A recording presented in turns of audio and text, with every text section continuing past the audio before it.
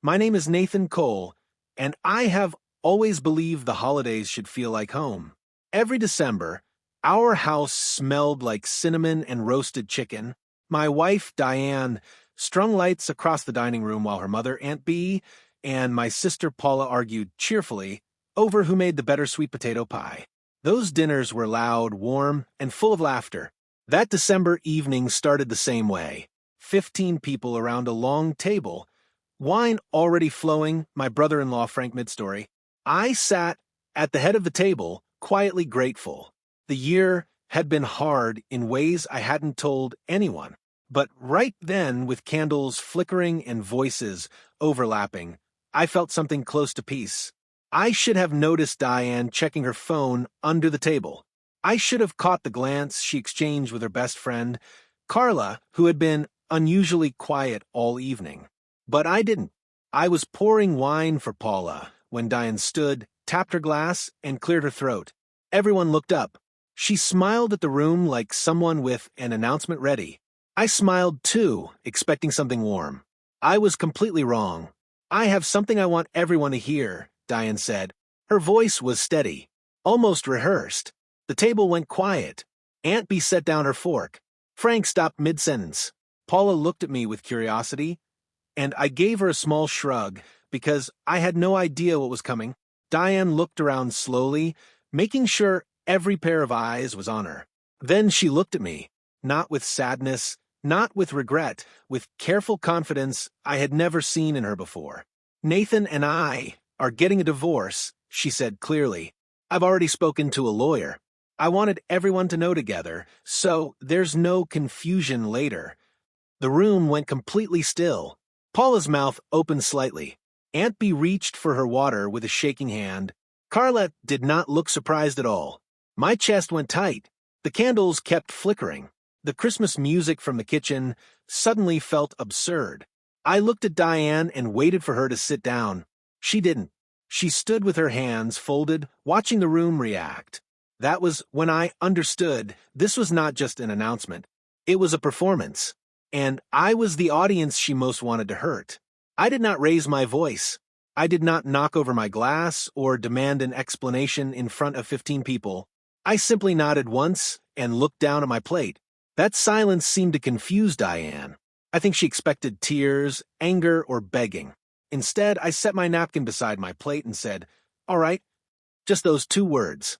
People began shifting in their seats. Frank muttered to his wife. Aunt Bee looked between us like she was watching a match nobody had announced. Paula touched my arm gently. I kept my face steady. Diane sat back down, but the dinner was already broken. Conversations moved in whispers. People avoided looking at me directly. I could feel the room's sympathy drifting toward Diane, whose eyes were now glistening with what appeared to be carefully managed emotion. I excused myself shortly after. Not dramatically, I said I needed air, pushed back my chair, and walked to my home office. I shut the door quietly behind me. In the dim light, I opened the bottom drawer of my desk and pulled out a brown folder I had not touched in 14 years. I held it in both hands and breathed slowly. I was not panicking. I was remembering. 14 years earlier, Diane and I had been 2 people who believed they understood each other completely. We met during a company trip, fell into comfortable love, and married after 2 years. Her parents were happy. Mine were cautious. My father, a quiet man who observed everything, pulled me aside the week before the wedding. "Nathan, make sure you're both protected," he said. "Love is real, but paperwork holds things together when love gets complicated." I half listened. I was 29 and certain. But I respected him, so I agreed to have a prenuptial agreement drawn up. Our lawyer, Mr. Osei, drafted a document covering asset division, financial disclosures, and a specific clause addressing undisclosed financial decisions made during the marriage that caused measurable harm to the other party. Diane signed without complaint. She said it was just paperwork. Her mother called it a bit cold. Nobody gave it much weight. Nobody except my father, who reviewed the final draft, folded his hands, and said simply, "Good, now you can relax." I had not fully understood what he meant then. Standing in my office that cold December night, holding that folder, I was beginning to understand. The early years of our marriage were genuinely good. We bought a 4-bedroom house in our 3rd year together, one that needed work but had good bones. I spent weekends repainting rooms and replacing floors. Diane decorated carefully and made it feel like a real home. Then her company hit a difficult patch. In our 5th year, her salary was cut significantly. I told her it was fine. I took on additional consulting work to cover the difference and never once complained. I quietly reduced my own retirement contributions, so our budget stayed comfortable. I turned down a job offer in another city because Diane had just been promoted and did not want to relocate. I made those choices freely because I believed in us. But in our 7th year, something shifted. Diane started spending time with people I didn't know well. She took weekend trips described vaguely as girls' trips that somehow always cost more than initially mentioned. Small things, easy to dismiss individually. But they were adding up in a way I noticed even when I tried not to. I kept telling myself that trust was the foundation of marriage. I kept choosing not to ask too many questions. That patience, I would eventually learn, had been deeply misread. People who know me will tell you I am not a man who picks fights. I never raised my voice at Diane in 14 years. When she came home irritable, I gave her space. When she criticized small things, I apologized without defensiveness. I thought that was what a good partner did: absorb the friction, keep things steady, choose peace. What I didn't understand until later was that Diane had started reading that steadiness as weakness. In her mind, a man who didn't argue back was a man who could be managed. My patience had become something she counted on to protect herself. I noticed the shift clearly in our 11th year. She stopped asking for my opinion on financial decisions. When I asked about a large withdrawal on our joint account, she waved it off as a business expense. When I followed up, she called me controlling. I dropped it. I always dropped it. But I had started keeping a notebook by then. Just dates, amounts, and brief descriptions. I told myself it was good record keeping. Looking back, some quieter part of me already understood what was happening, even while the rest of me refused to fully see it. In the spring before that December dinner, I made a discovery by accident. I was looking for a shared password in Diane's desk drawer. She had asked me to check when I found a printed bank statement for an account I had never seen. It was in her name only. The balance was over $40,000, built up across roughly 3 years. I stood holding that paper for a long time. The deposits lined up with months when our joint budget had felt unusually tight. I put the statement back exactly where I found it. I said nothing, not because I was afraid, but because I needed the full picture before saying a word. Reacting too quickly meant showing your hand before you knew your cards. Over the following months, I reviewed joint account records going back 4 years. I consulted Mr. Osei, our original prenuptial lawyer, under the pretext of updating my will. What I shared with him made him sit back, remove his glasses, and say carefully, "Nathan, I think you should read that prenuptial agreement again, particularly Clause 7. I drove home and read it 3 times. Then I made a proper appointment to see him. My sister Paula had always been sharper than people gave her credit for. She worked as a school counselor and spent her professional life reading people. She had come to that December dinner knowing nothing of what I'd discovered, but she had been watching Diane for years with quiet care. Paula called 2 days after the dinner and came over that afternoon while Diane was out. I saw the way Carla looked when Diane made her announcement. Paula said, both hands wrapped around a mug of tea. That was not the look of someone hearing something for the first time. Carla knew. I nodded. I had noticed the same. "Nathan," she said carefully, 2 weeks ago I ran into Diane and Carla at the mall with a man I didn't recognize. Diane introduced him as a colleague, but the way she touched his arm, she stopped. I didn't say anything because I wasn't sure. But after the other night, I think you should know. I thanked her. I had already suspected as much. Knowing it now changed nothing about my plan, but it confirmed something important. I was not imagining things. I had never been imagining things. After my meeting with Mr. Osei, I did not rush. I went home, cooked dinner, and watched the news. From the outside, nothing had changed. Diane had moved to the guest bedroom, and we existed in the house like two people sharing a waiting room, polite, distant. She handed me a brief list of what she expected from the divorce. The house, half of our shared investments, her car. Her requests were confident. They read like someone who had planned this for a long time and expected no resistance. I reviewed her list that night beside the brown folder. Then I called Mr. Osei and told him I was ready to move forward. He reminded me about Clause 7, the financial misconduct clause. If undisclosed financial decisions during the marriage could be shown to have caused measurable damage to the marital estate, the offending party could be held responsible for those losses in the settlement. The hidden account, the redirected funds, 3 years of quiet financial erosion, all of it was now relevant. She will not be expecting this, Mr. Osei said. No, I agreed. She won't. I closed my notebook, stacked my documents, and for the first time in months, slept through the whole night. The prenuptial agreement was 8 pages long. Most couples who sign such documents never read them again after the wedding. They become administrative history, filed, forgotten, and assumed irrelevant. Things had gone badly.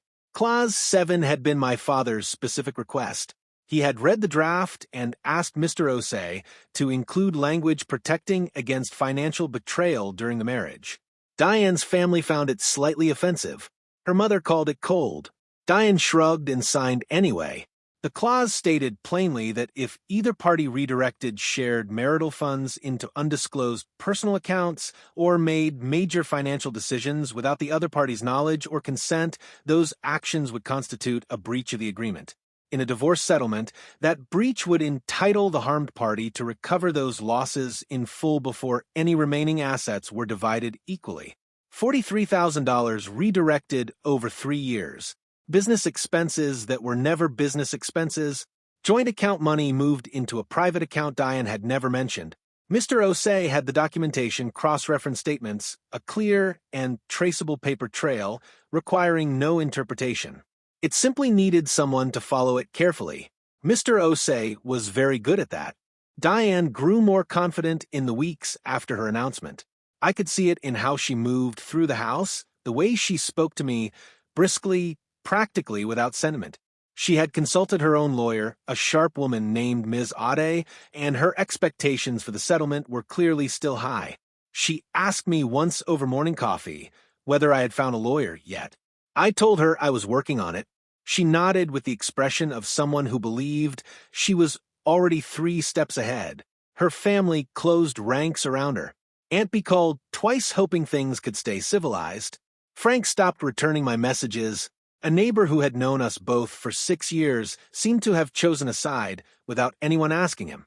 None of that bothered me the way it once might have. What I had discovered about myself was that what I had mistaken for fear was actually grief. Grief over a marriage I had genuinely wanted to save. But the marriage I had believed in had not really existed for several years. What I was losing was the illusion of it. Releasing an illusion, I found, was not as painful as expected. What I felt instead was focused and steady. I had a path forward.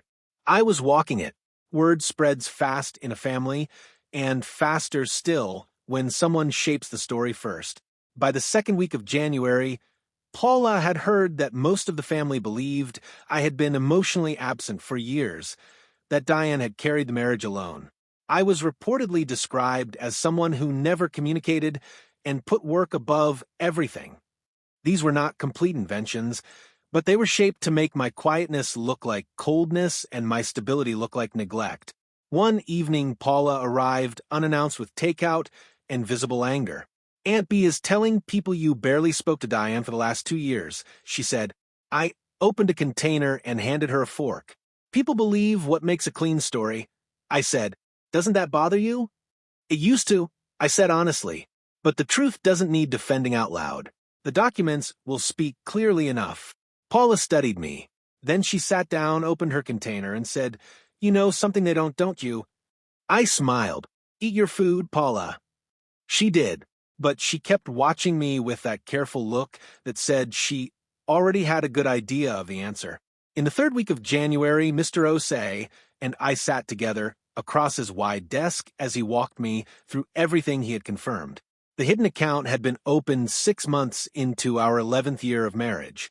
After a small initial deposit, transfers came regularly from our joint household account, small enough not to trigger suspicion. Over 36 months, the total reached $43,200. He had also identified 2 major financial decisions made without my knowledge. The first was a personal loan Diane had co-signed for Carla, using collateral from a joint investment account requiring both our signatures. The signature on the document was not mine. The second was a down payment on an investment property placed 8 months before the December dinner, using redirected funds and registered in Carla's name. Mr. Osei placed each document in front of me carefully.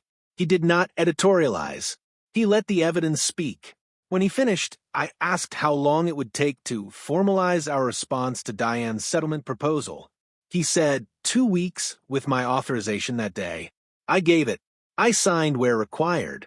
Then I thanked him, buttoned my coat, and walked out into the cold afternoon feeling something I hadn't expected. I felt completely free. It was Paula who eventually said to Aunt B what needed to be said. I hadn't asked her to. She had simply reached her own limit for watching the family accept a false version of events. Paula went to Aunt B.A.'s apartment one afternoon, sat at the kitchen table, and said, "Before this family decides what Nathan did wrong, you should ask Diane where the money went." Aunt B had started to say something about Diane's well-being. Paula let her finish. Then she said again, calmly, "Ask her where the money went." Nothing more. She didn't need to say more. Something in Aunt B.A.'s certainty started to crack. She didn't call Diane immediately, but she called me that evening for the first time since the holiday dinner. "Nathan," she said carefully, "is there something I should know?" I told her honestly that the full picture would become clear soon. I said I had no ill will toward anyone in the family. Then I asked about her knee, because she had mentioned it at Christmas. She sounded caught off guard. By the end of the call, she sounded much less certain about the story she had been given.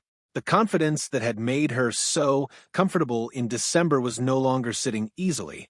During all of this, Diane continued believing the process was on her terms entirely. She asked twice whether I had retained counsel. I told her my lawyer was preparing our response. She seemed to assume that meant a modest counteroffer, a push on one account, nothing significant. She spent those weeks making plans. Paula heard she had already looked at apartments near Carla's neighborhood and had told people she expected everything settled by March. She was confident. She was not prepared. I spent those weeks being very ordinary. I went to work. I called my parents every Sunday, my father in his late 70s who asked each time how things were going, and to whom I always said, "Moving forward, Dad." I cooked proper meals. I started going for early morning walks, something I had abandoned years ago. Paula came for dinner twice. We talked about her students, a spring trip she was planning. We didn't spend every evening analyzing Diane. I found I didn't need to. The preparation was complete. The documentation was filed. All that remained was one meeting, and I was entirely ready for it. The formal settlement meeting was scheduled for the first week of February. Ms. Ade had proposed the date, and Mr. Osei accepted. It was to be held at a neutral conference room in a shared legal building, one of those bland, carpeted spaces with a water jug at the center of the table.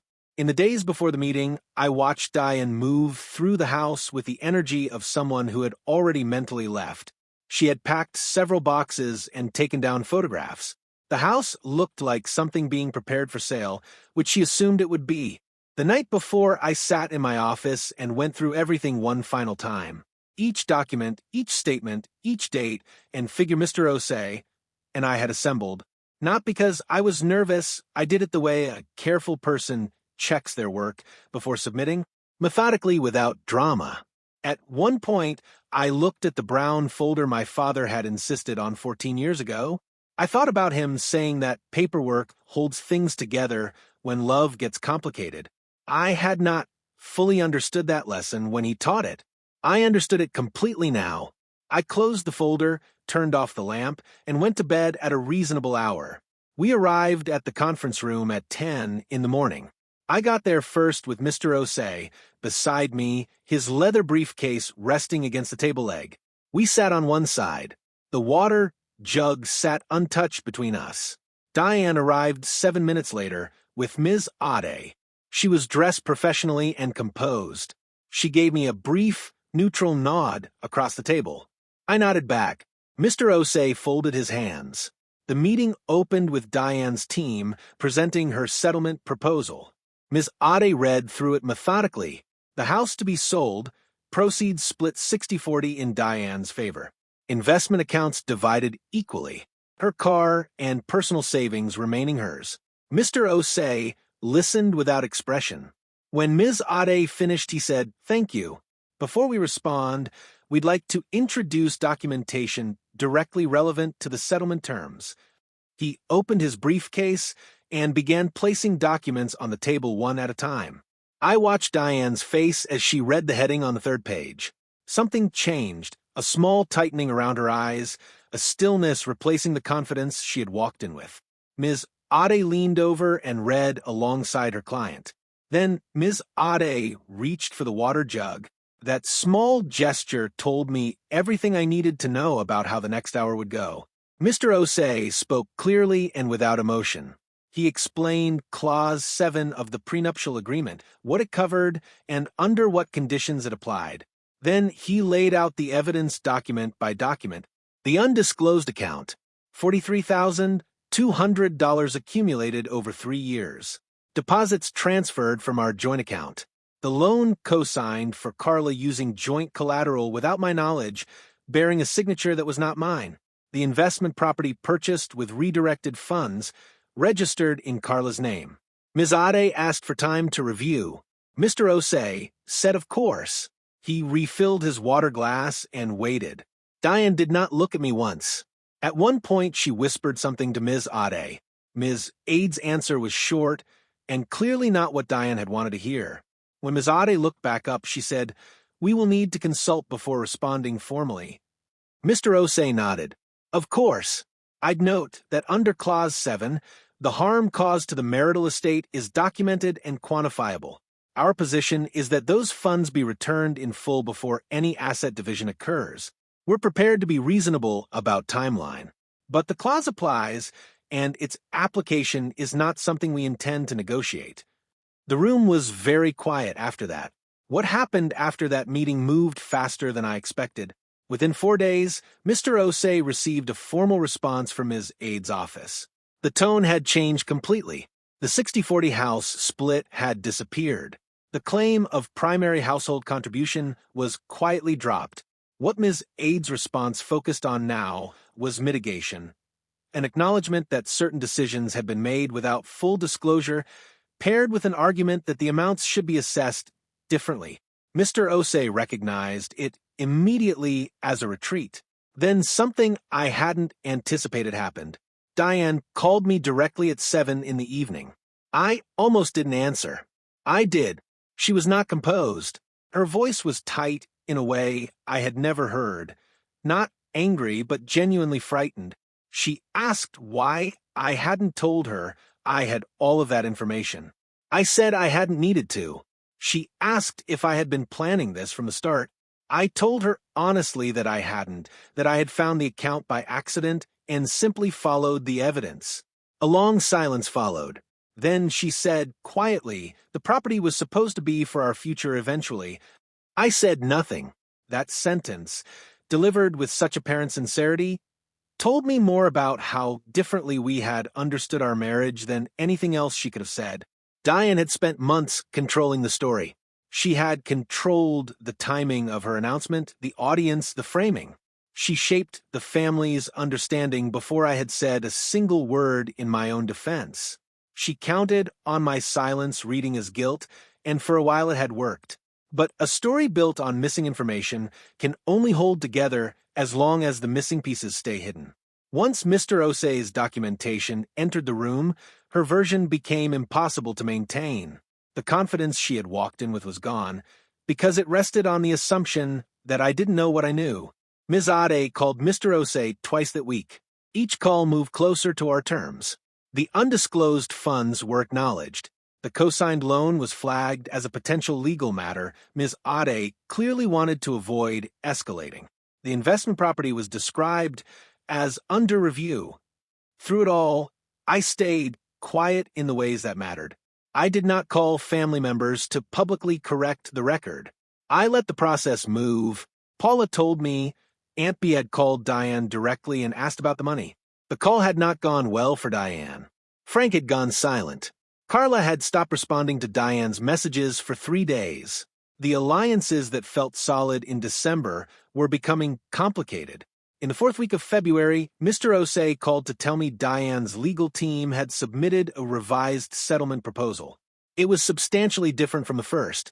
The house would be sold, proceeds split 50-50, investment accounts divided equally. The $43,200 from the undisclosed account returned to the marital estate before division, meaning half came directly back to me. The co-signed loan was addressed through a side agreement protecting me from liability. The investment property situation was resolved through a clause removing any claim Diane might have made on assets I had contributed to. Mr. Osei said this was a reasonable resolution. He noted we could push further. The forged signature alone created grounds for a more aggressive position. I thought about it for a day. Then I told him reasonable was enough. I was not trying to destroy Diane. I wanted to leave the marriage with an accurate accounting, not a punishing one, but a true one. He finalized the terms. Later, on a Sunday call with my father after the settlement was confirmed, I asked how he had known to include Clause 7. He was quiet. Then he said, "I didn't know anything specific, Nathan. I just knew that kindness without protection is an invitation. I wanted you protected." I thanked him. This time, it landed differently. The final piece came out in March, almost by accident. Carla, perhaps feeling the walls closing in after Ms. Ade's team flagged the co-signed loan, reached out to Mr. Osei's office independently. She wanted to make clear that she hadn't fully understood what she was signing when Diane brought her the paperwork. Mr. Osei listened, noted everything, and made no promises.